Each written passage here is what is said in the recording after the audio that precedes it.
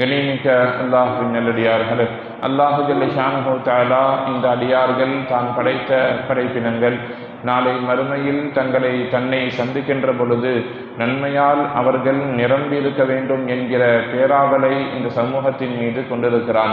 எல்லா சூழ்நிலையிலேயும் நன்மைக்கான வாயில்களை அல்லாஹு ஜல்ல ஷானஹு தஆலா மிக அகலமாகவே மற்ற சமுதாயத்தினர்களை விட, இதற்கு முன்னால் வாழ்ந்த கூட்டத்தினர்களை விட நமக்கு திறந்து விட்டிருக்கிறான் என்பதுதான் நிதர்சனமான உண்மை. நபி ஸல்லல்லாஹு அலைஹி வஸல்லம் அவர்கள் சொல்லக்கூடிய அற்புதமான ஒரு ஹதீஸ் இந்த செய்தியை நமக்கு மிக தெளிவாகவே சொல்லித்தரும். நபி ஸல்லல்லாஹு அலைஹி வஸல்லம் அவர்கள் சஹாபாக்களை ஒன்று சேர்த்து பேசிக் கொண்டிருக்கக்கூடிய ஒரு சமயத்தில் நிறைய சஹாபாக்கள், பெரும் சஹாபாக்கள் இருப்பார்கள், இன்னும் ஒரு சில சஹாபாக்கள் இருப்பார்கள், ஒரு பெரிய கூட்டம் இருக்கும். நபி ஸல்லல்லாஹு அலைஹி வஸல்லம் அவர்கள் பேசிக் கொண்டிருக்கும் பொழுது சொல்லுவார்கள், நாளை மறுமையில ஒரு சில நபிமார்கள் கொண்டு வரப்படுவார்கள், அவர்களோடு ஒரு சில சொற்பமான எண்ணிக்கையில் அவர்களுடைய கூட்டத்தார்கள் இருப்பார்கள். இன்னும் ஒரு சில நபிமார்கள் கொண்டு வரப்படுவார்கள் நாளை மஹ்ஷர் மைதானத்தில், அவர்களோடு 1-2 கவுமுகள் தான், கூட்டத்தார்கள் தான் இருப்பார்கள். இன்னும் ஒரு சில நபிமார்களை கொண்டு வரப்படுவார்கள், அவர்களை கொண்டு ஈமான் கொண்டவர்கள் யாருமே இருக்க மாட்டார்கள். இந்த சமயத்தில் இன்னும் ஒரு நபியினுடைய கூட்டம் கொண்டு வரப்படும், எண்ணிக்கையால் அதிகமாக இருப்பார்கள் அவர்கள். ரசூலுல்லாஹ் சொல்லுவாங்க, அந்த கௌம் என்னுடைய கூட்டத்தார்கள் என்று நான் நினைத்து அவர்களை ஆசையோடு பார்ப்பேன். அப்பொழுது சொல்லப்படும், இது நபி மூசா அலைஹிஸ்ஸலாமுடைய கௌம் என்பதாக. அப்பொழுது மலக்குமார்களில் ஒருவர் சொல்லுவார், உங்களுடைய கூட்டத்தார்களை நீங்கள் இங்கே பாருங்கள்னு சொல்லுவாங்க. நான் திரும்பி பார்ப்பேன், ஒரு பெரும் சமூகம் எனக்கு பின்னால் ஈமான் கொண்ட நிலையில இருக்கும். அப்பொழுது மலக்குமார்கள் சொல்லுவார்கள், 70,000 சாலிஹான மனிதர்களை முதல் வரிசையில அல்லாஹு ஜல்ல ஷானஹு தஆலா நிறுத்தி இருக்கிறான். ரசூலுல்லாஹ் முன்னாடி இருப்பாங்க கியாமத்தில், அவங்களுக்கு பின்னால் பெரும் சமூகமாக உம்மத்தே முஹம்மதியா இருக்கும். அதில் முதல் வரிசையிலே நன்மை நிரம்ப பெற்றவர்கள் 70,000 பேர் இருப்பார்கள் என்று மலக்குமார்கள் சொல்லுவார்கள்னு சொல்லி நபி ஸல்லல்லாஹு அலைஹி வஸல்லம் அவர்கள் சஹாபாக்கள்கிட்ட சொல்லி கொண்டிருக்கும் பொழுது உடனடியாக அங்கே எழக்கூடிய ஒரு சஹாபி உக்காஷா ரலியல்லாஹு அன்ஹு நினைக்கிறேன், அவங்க வேகமாக எழுந்து சொல்லுவார்கள், யா ரசூலுல்லாஹ், அந்த 70,000 பேர்ல நானும் இருக்கணும், எனக்கு துவா செய்யுங்கன்னு கேட்பாங்க. எனக்கு அந்த கூட்டத்தில் நான் நிற்கணும், எனக்கு துவா செய்யுங்க. உடனே யா அல்லாஹ், இவரை அந்த 70,000 நபர்களில் முதல் வரிசையில் இருப்பார்களே, அப்பேற்பட்ட கூட்டத்தில் சேர்த்தருள்வாயாக என்று நபி ஸல்லல்லாஹு அலைஹி வஸல்லம் துவா செய்வாங்க. அவர்களுக்கு அந்த வாய்ப்பு உடனடியாக கிடைக்கப்பெறும். அடுத்த சஹாபாக்கள் கேட்கும் பொழுது வாய்ப்பு ஒன்றுதான், நன்மைக்கான வாசல் ஒன்றுதான், அவர் முந்திக் கொண்டார் என்று நபி ஸல்லல்லாஹு அலைஹி வஸல்லம் அவர்கள் சொல்லுவார்கள். ஆக இது மாதிரி நன்மைக்கான சின்ன வாய்ப்புகள் எங்கெல்லாம் கிடைக்கப்படுகிறதோ அங்கெல்லாம் இந்த சமூகம் பயன்பெற வேண்டும். நாளை இறைவனின் மஜ்லிஸில் அவரை சந்திக்கின்ற பொழுது நன்மையால் நிரம்ப பெற்றிருக்க வேண்டும் என்கிற அந்த ஆவல் ரசூலுல்லாஹி ஸல்லல்லாஹு அலைஹி வஸல்லம் அவர்களுக்கும் இருந்தது. அல்லாஹும் அதற்கான நிறைய வாய்ப்புகளை தந்திருக்கிறான். நம்மளை சுற்றி சின்ன அமல்கள் செய்தால் நிறைய கூலிகள் கிடைக்கப்பெறுது. தொழுகைக்காக வேண்டி வர்றோம், எப்படி வர்றோம்? மிக சாதாரணமாக மெதுவா 6 அமர ஒழு செஞ்சுட்டு 1 ரக்காத்து போனாலும் பரவாயில்ல, 2 ரக்காத்து கிடைச்சாலும் போதும் என்கிற மனோநிலையில 6 அமர துன்யாவுடைய வேலைகளை முடித்து விட்டு வருகிறோம். நபி ஸல்லல்லாஹு அலைஹி வஸல்லம் அவர்கள் சொல்றாங்க, முதல் சஃப்புக்கு என்று ஒரு நன்மை இருக்கிறது.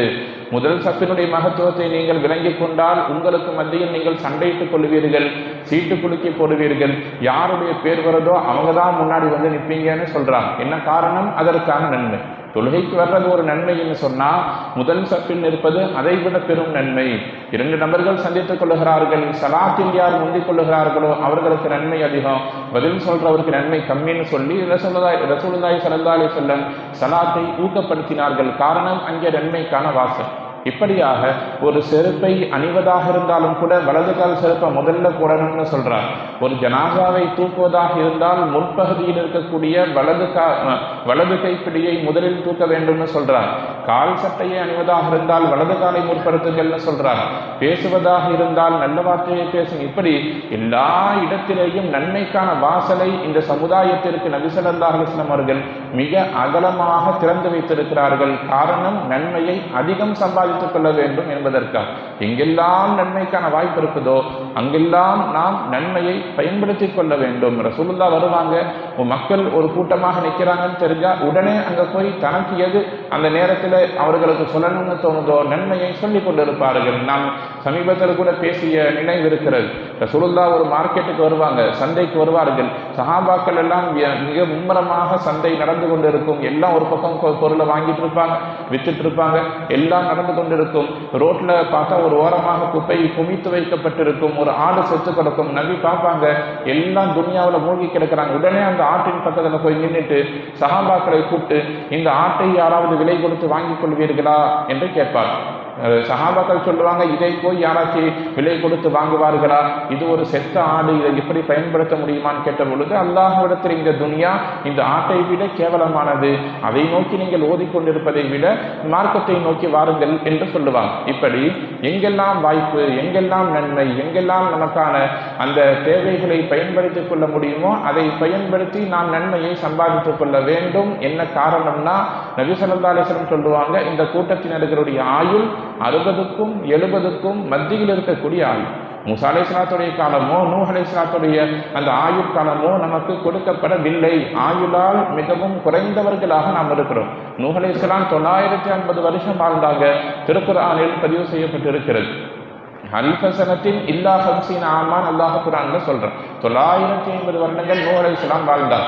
நபி மூசா அலைஹிஸ்ஸலாத்துடைய ஒரு வரலாறு குர்ஆன்ல பதிவு செய்யப்படும். நபி மூசா அலைஹிஸ்ஸலாமும் இறைவனும் பேசிக்கொள்ளக்கூடிய அந்த தருணத்தை அல்லாஹ் சூரா திருக்குர்ஆனில் சொல்லும் பொழுது சொல்லுவான், மமா தில்க பியமீனிக யா மூசா, மூசாவே நீ கையில் எதை வைத்திருக்கிறாய் என்று கேட்ட பொழுது அவங்க என்ன சொல்லியிருக்கணும்?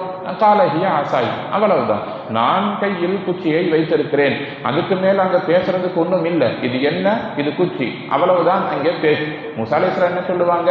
அத்தவக்க அலைஹா ராஹுஷு பிஹா லா கனமி வலிய பிஹா மாரி புக்ரான். குர்ஆனுடைய வசனம் நீண்டு செல்லும்.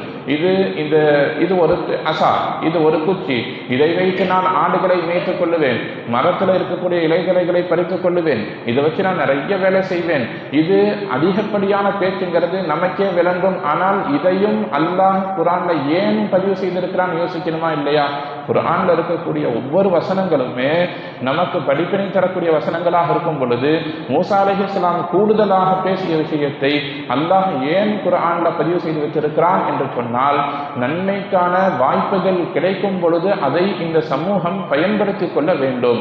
நாம் யார்கிட்ட பேசுகிறோம்? அல்லாஹ்விடத்தில் நேரடியாக பேசுகிறோம். மூசா அலைஹிஸ்ஸலாம் அல்லாஹ்ட்ட நேரடியாக பேசிய தருணங்கள்.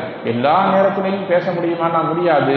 ஒரு நல்ல வாய்ப்பு கிடைக்கிறது, அதை அவர்கள் நீட்டித்துக் கொண்டார்கள். மூசா அலைஹிஸ்ஸலாம் அல்லாஹ்ட்ட பேசக்கூடிய அந்த சந்தர்ப்பத்தை நீட்டித்துக் கொள்வதற்காக நிறைய பதிலை சொல்லி இறைவனுடனான உரையாடலை நீட்டித்துக் கொண்டார்கள். எனவே நாம் தொழுகைக்கு வரும் பொழுது முதல் சப்பாகட்டும், அல்லது வெளியே பிறரை சந்திக்கும் பொழுது சொல்லக்கூடிய சலாமாகட்டும், அல்லது வியாபாரத்தில் நாம் வெளிப்படுத்தக்கூடிய நேர்மையாகட்டும், எல்லா இடத்திலேயும் நன்மையை பெற்றுக்கொள்ளுவதற்கு நாம் மிகவும் முயற்சியோடு இருக்க வேண்டும். இந்த சமூகம் நாளை இறைவனை சந்திக்கின்ற பொழுது நன்மையால் நிரம்ப பெற்றவர்களாக, ஈமானால் பரிபூரணத்துவம் பெற்றவர்களாக இருக்க வேண்டும் என்று நபி ஸல்லல்லாஹு அலைஹி வஸல்லம் அவர்கள் விரும்பி இருக்கிறார்கள். எனவே அதற்கான சின்ன சின்ன வழிமுறைகளை நமக்கு சொல்லித் தந்திருக்கிறார்கள். நன்மை என்று நமக்கு எவையெல்லாம் காட்டித்தரப்பட்டிருக்கிறதோ எல்லா நல்ல அமல்களையும் மன ஓர்மையோடு பேணுதலோடு செய்யக்கூடிய பாக்கியத்தை, இறைவனால் தவிர்க்க சொன்ன விஷயங்களை விட்டும் தவிர்த்து வாழக்கூடிய பாக்கியத்தை அல்லாஹ் ஜல்ல ஷானஹு தஆலா நம் அனைவருக்கும் நிரப்பமாக தந்து நலருள் புரிவானாக. வாஹிர் தஅவானா அல்ஹம்துலில்லாஹி ரப்பில் ஆலமீன்.